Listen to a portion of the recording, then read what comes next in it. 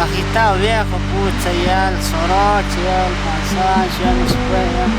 Pero ya nos falta acá unos 5 minutos más para llegar a nuestro destino y así que a seguir nomás en nuestro rumbo.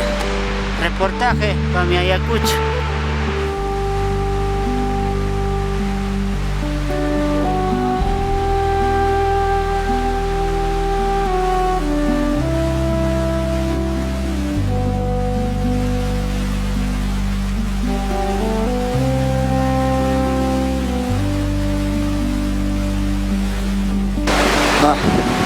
Un poco cansado, pero bueno, no me arrepiento de haber estado por estos lares tan hermosos.